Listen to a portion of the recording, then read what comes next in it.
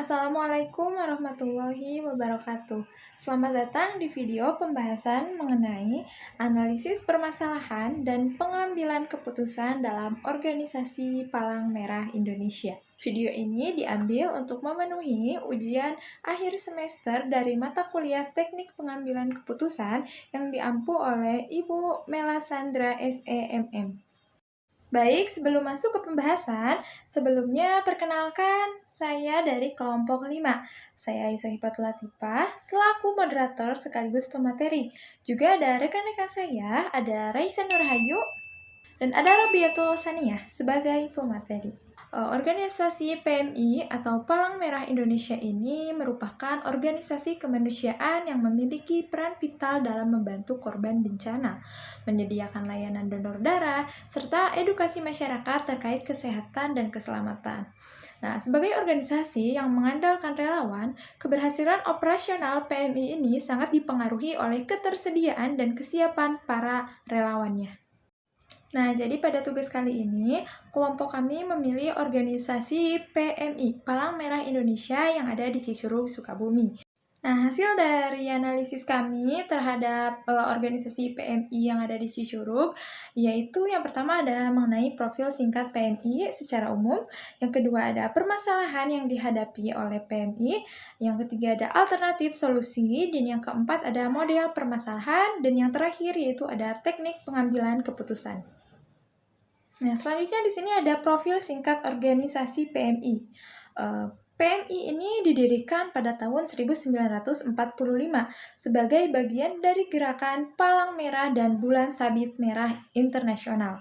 PMI ini bekerja berdasarkan prinsip-prinsip kemanusiaan, kesamaan, kenetralan, kemandirian, kesukarelaan, kesatuan, dan kesemestaan. Nah, PMI ini memiliki ribuan relawan yang tersebar di seluruh Indonesia dan menjadi ujung tombak dalam kegiatan sosial dan tanggap bencana. Namun, pengelolaan relawan yang tersebar luas ini menjadi tantangan tersendiri bagi PMI, khususnya di PMI Cicurug. Dalam operasionalnya sebagai organisasi kemanusiaan, PMI ini dihadapkan pada berbagai tantangan, terutama di daerah terpencil yang kalau misalnya saat ada bencana-bencana besar, permasalahan ini pasti muncul. Apa aja sih permasalahan yang munculnya? Yang pertama yaitu kurangnya relawan aktif di daerah terpencil. Nah, jadi PMI ini sangat bergantung pada tenaga sukarelawan dalam menjalankan berbagai kegiatan seperti pertolongan pertama, evakuasi bencana, pelayanan kesehatan, dan distribusi logistik. Namun, di daerah terpencil ini, jumlah relawan aktif sangat terbatas karena keterbatasan akses informasi, rendahnya tingkat kesadaran, dan kurangnya fasilitas pelatihan. Akibatnya apa sih? Nah, jadi akibatnya ini respon terhadap bencana atau krisis di wilayah tersebut menjadi lambat dan tidak maksimal. Yang kedua yaitu ada distribusi bantuan yang lambat karena kekurangan tenaga di lapangan. Masih berkaitan dengan permasalahan yang ke-1 ya. Jadi tenaga di lapangan ini ketika terjadi bencana, kecepatan distribusi bantuan seperti makanan, obat-obatan, dan peralatan darurat yang lainnya itu sangat menentukan efektivitas penanganan. Namun, kurangnya relawan atau petugas PMI yang siap terjun langsung ke lapangan ini menyebabkan proses distribusi itu terhambat. Hal ini diperparah oleh medan yang sulit dijangkau atau keterbatasan kendaraan logistik.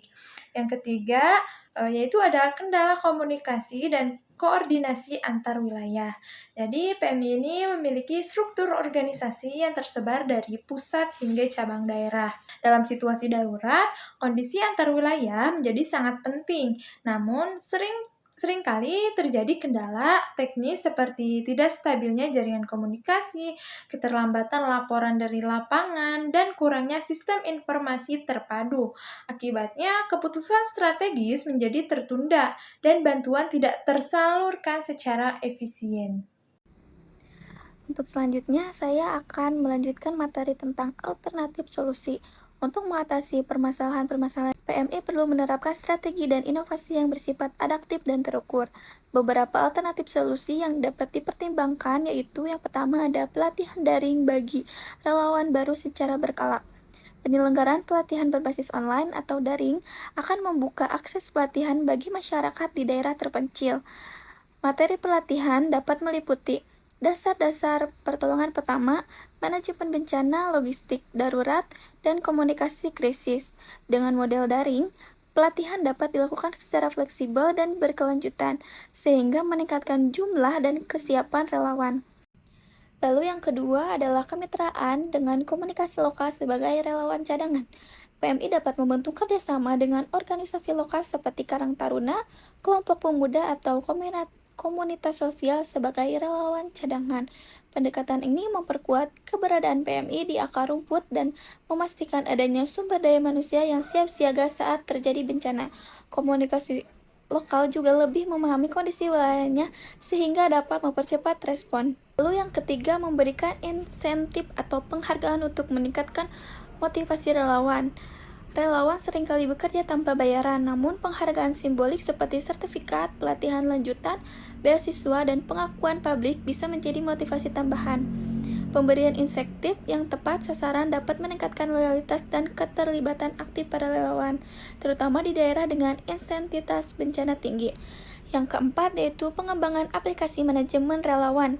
Dengan kemajuan teknologi, PMI dapat mengembangkan aplikasi digital yang mampu mendata, memetakan, dan mengatur distribusi relawan secara real-time.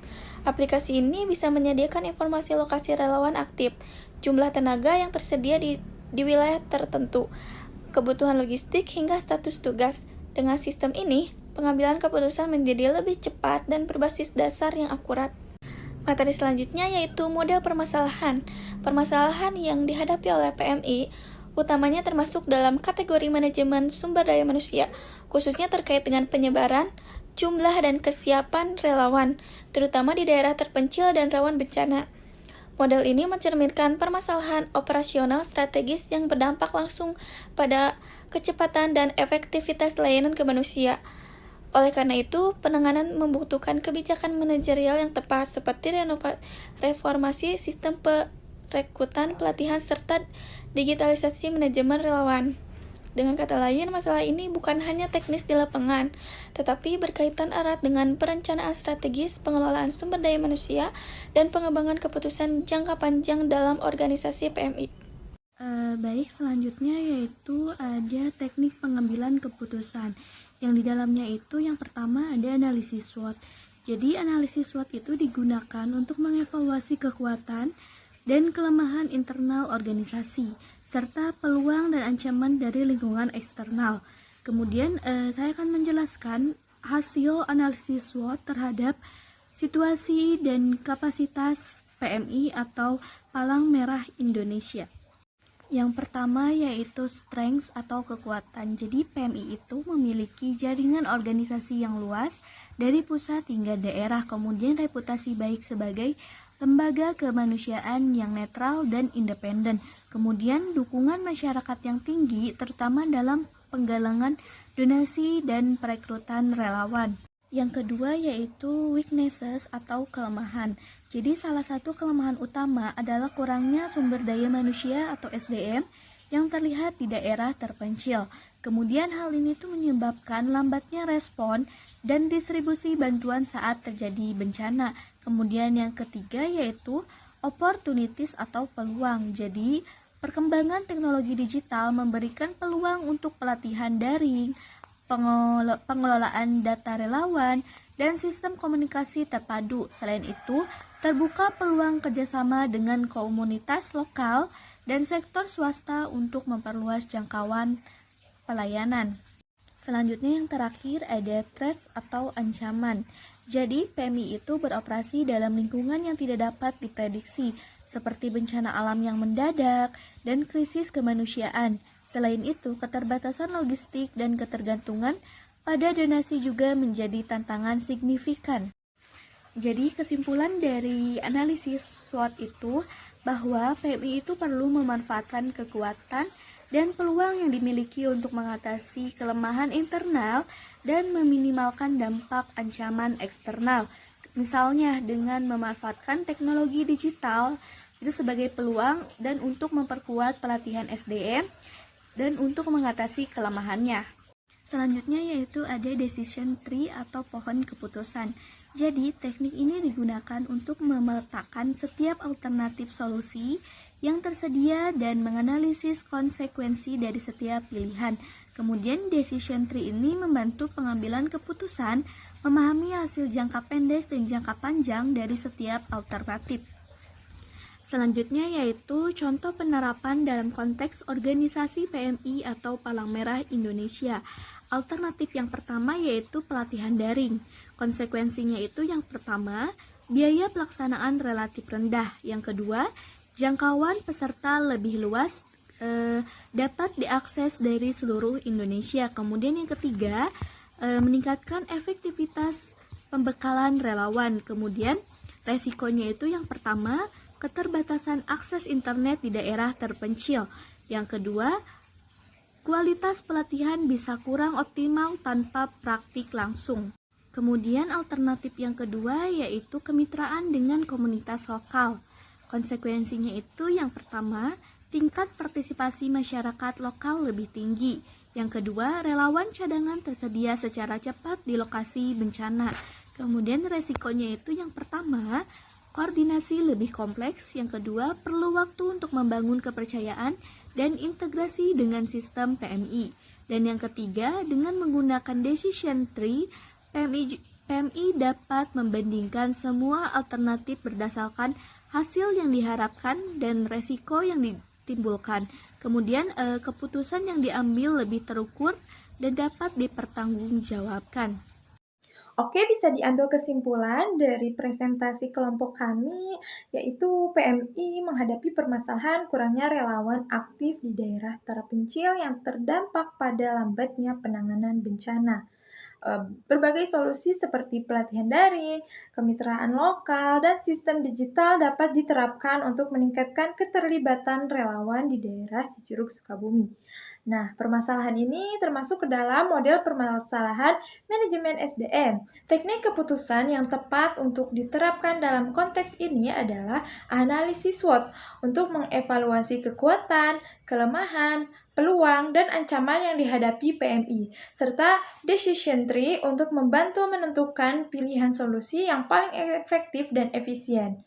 Dengan penerapan strategi tersebut, diharapkan distribusi relawan PMI dapat lebih optimal dan dalam menghadapi situasi darurat, khususnya di daerah terpencil. Oke, baik, mungkin itu saja yang dapat kelompok kami sampaikan. Saya Izohi Patulatipa pamit undur diri. Terima kasih. Wassalamualaikum warahmatullahi wabarakatuh.